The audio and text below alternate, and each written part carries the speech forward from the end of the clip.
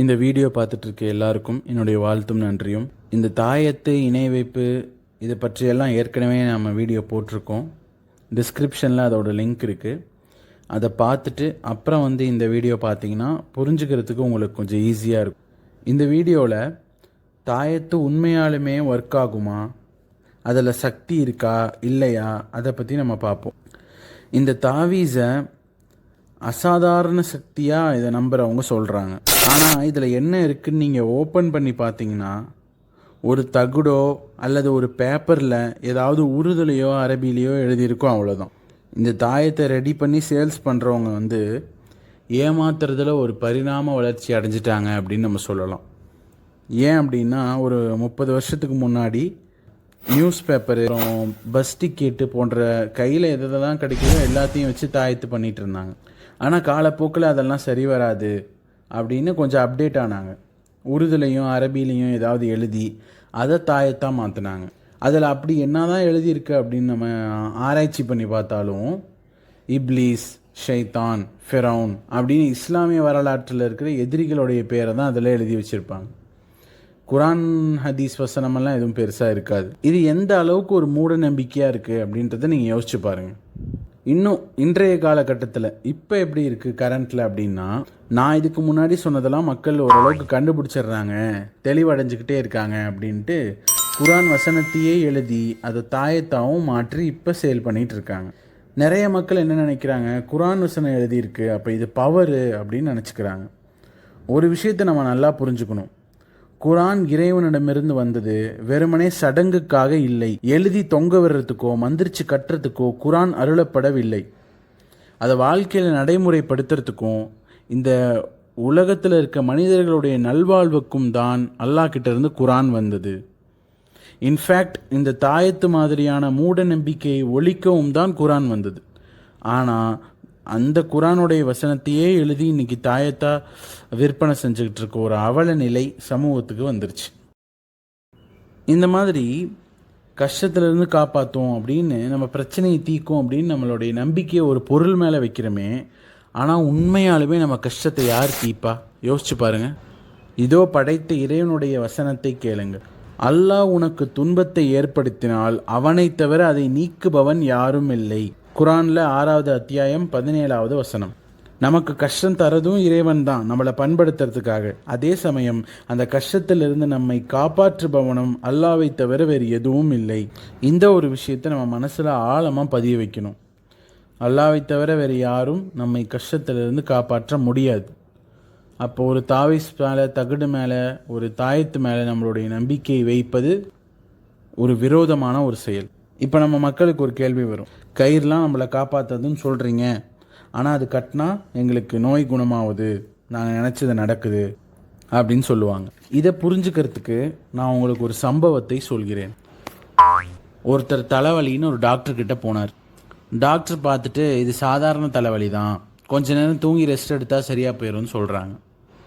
இல்லை டாக்டர், எனக்கு பயமாக இருக்குது அப்படின்னு இந்த நோயாளி சொல்கிறார். டாக்டர் சரி ஒரு டேப்லெட் தரேன், இது ரொம்ப பவர்ஃபுல்லான டேப்லெட், இதை போட்டால் கொஞ்ச நேரத்தில் தலைவலி சரியாயிரும் அப்படின்னு சொல்லி ஒரு மாத்திரையை கொடுக்குறாரு. அதை அந்த நோயாளி வாங்கிட்டு போய் அடுத்த நாள் மறுபடியும் டாக்டர்கிட்ட வராரு. ஆச்சரியமாக சொல்கிறாரு, டாக்டர் நேற்று ஒரு மாத்திரை கொடுத்தீங்க, அதை போட்ட கொஞ்ச நேரத்துலேயே தலைவலி சரியாக போயிடுச்சு அப்படின்னு சொல்லி சந்தோஷமாக அந்த விஷயத்தை பகிர்றாரு. அதுக்கு டாக்டர் பதில் சொல்கிறாரு, நான் உனக்கு கொடுத்தது மாத்திரையே இல்லை, சுகர் பில்ஸ்னு சொல்லுவாங்க. சாதாரண ஒரு சர்க்கரை மிட்டாய் மாதிரியான ஒரு பொருளை தான் உங்ககிட்ட கொடுத்து நான் மாத்திரைன்னு சும்மா சொன்னேன், நீ மாத்திரை போடாட்டினாலும் நேற்று உனக்கு சரியாக இருக்கும் அப்படின்னு சொல்கிறாரு டாக்டர். அந்த நோயாளி மருந்தே எடுக்கலன்னு சொல்கிறீங்க, அப்புறம் எப்படி எனக்கு அது சரியாக இருக்கும் அப்படின்னு சொல்லிட்டு ஒரு கேள்வி கேட்குறாரு. அதுக்கு டாக்டர் பதில் சொல்கிறாரு, இப்போ நம்ம மாத்திரை போட்டிருக்கோம், எனக்கு இப்போ தலைவலி குணமாயிரும் அப்படின்னு நீ உன் மூளையை நம்ப வச்சுட்ட, அதனால தான் குணமாச்சு அப்படின்னு சொல்கிறார். இந்த விஷயத்தில் சைக்காலஜியில் பிளாசிபோ எஃபெக்ட்னு சொல்லுவாங்க. நீங்கள் மாத்திரை போடலனா கூட நம்ம மாத்திரை போட்டதா மூளையை நம்ப வைக்கிறதுனால மூளையே நம்ம உடம்புல நோய் எதிர்ப்பு சக்தியை உற்பத்தி செஞ்சு அதை வேலை செய்ய வச்சு நம்ம நோயை குணப்படுத்திடுது. இப்போ இதுக்கு பின்னாடி எந்த அசாதாரண சக்தியும் கிடையாது. இதே பிளாசிபோ எஃபெக்ட் தான் தாயத்து விஷயத்தில் ஒர்க் ஆகுது. நாம் சக்தியே இல்லாத ஒரு கயிறை கட்டுறோம், கட்டிட்டு இது கட்டின பிறகு எனக்கு நோய் குணமாயிரும், என் பிரச்சனை தீந்துரும் நம்புகிறோம். அது வந்து பிளாசிபோ எஃபெக்ட் மூலமாக நமக்கு அந்த விஷயங்கள் ஒரு சில நேரங்களில் நிறைவேறுகிறது.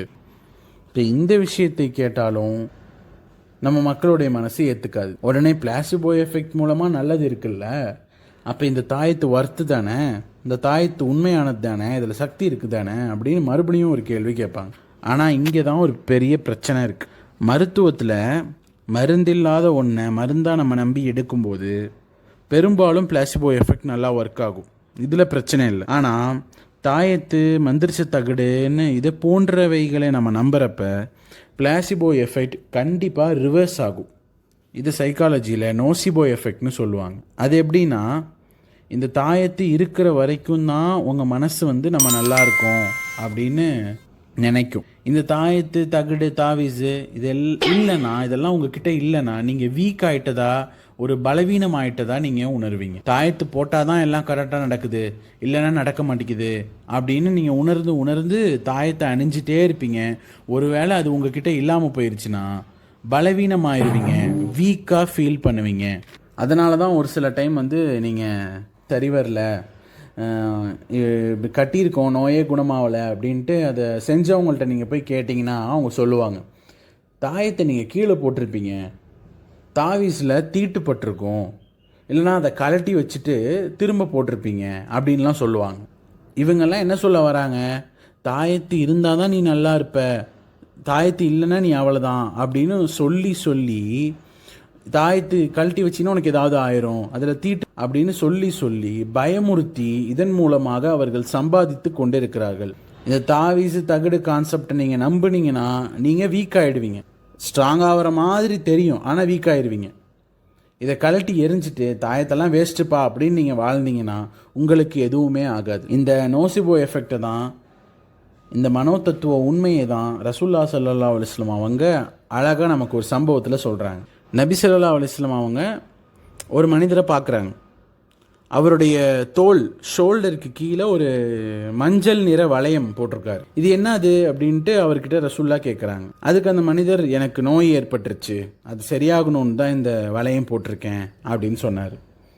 அதுக்கு ரசூலுல்லாஹி ஸல்லல்லாஹு அலைஹி வஸல்லம் அவங்க சொல்கிறாங்க, இதை கழட்டிடு, இது போட்டால் உனக்கு பலவீனம்தான் ஏற்படும். இந்த வார்த்தையை கவனிங்க, இந்த தாயத்தை போட்டால் நீ வீக்காக தான் ஆவ, இது உன்னைய ஸ்ட்ராங்காக ஆக்காது அப்படின்னு சொல்கிறாங்க. அப்புறம் சொல்கிறாங்க, இதை போட்டுட்டு இருக்கிற நிலையில் உனக்கு மரணம் வந்துருச்சு அப்படின்னா ஒருபோதும் உன்னால் மறுமையில் வெற்றி பெற முடியவே முடியாது அப்படின்னு சொன்னாங்க. இந்த ஹதீஸ் இம்ரான் பின் ஹுசைன் ரலியல்லாஹு அன்ஹு அவங்க அறிவிக்கிறாங்க. இது அஹமதுங்கிற ஹதீஸ் நூலில் 19149வது ஹதீஸாக பதிவு செய்யப்பட்டிருப்பதை நாம் பார்க்கிறோம். நமக்கு எப்போ மரணம் வரும்னு சொல்ல முடியாது. இந்த வீடியோ பார்த்துட்ருக்கிற அன்பிற்குரியவர்கள் தாவீஸு, தகடு போட்டிருந்தீங்கன்னா உடனே கழட்டிடுங்க. ரசூல்லா சொன்ன மறுமை வெற்றி நமக்கு கிடைக்கும் இன்ஷா அல்லாஹ். இன்னும் இந்த தாயத்து, தகடு, தாவீஸு இதனுடைய மைனஸு இதெல்லாம் சொல்லிகிட்டே போகலாம். ஆனால் சிந்திப்பவர்களுக்கு இதுவே போதும் என்று நினைக்கிறேன். டவுட்டு, முரண்பாடுகள் இதெல்லாம் இருந்தால் கமெண்ட் அல்லது இமெயில் பண்ணுங்கள். தொடர்ந்து இணைந்திருப்போம். நன்றி.